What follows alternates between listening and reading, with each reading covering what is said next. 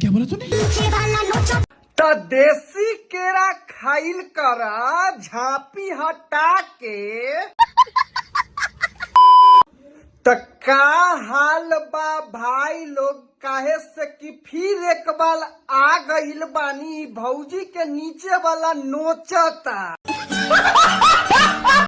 तो चली ना देखल जाए केकड़ा पकड़ ले बा कि चूटा पकड़ ले बा मुंह बा के।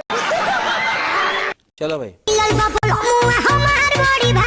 अरे भौजी त ई ठीके न बात बा, टक्कर बराबरी के होई।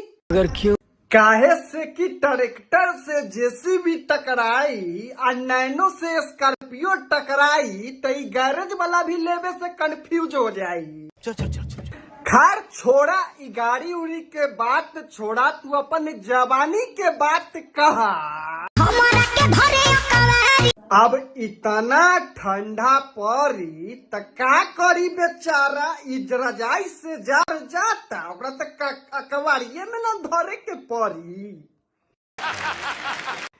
तो यही से कहेले कि जार के भगावे के तोरे जैसन के जरूरत पड़ी।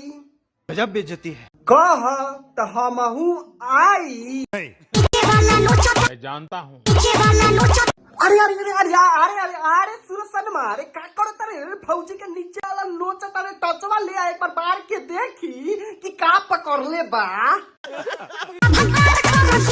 नहीं अभी और सुनिए।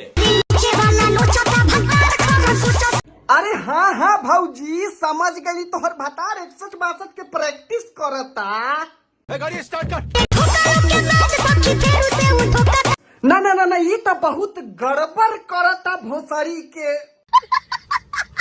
आ तू भौजी कवर बढ़िया कंपनी के यूज करी हो, समझ रहे हो? भौजी जोखिम भरल कहानी बा, कंडोम भी दुहाई दी।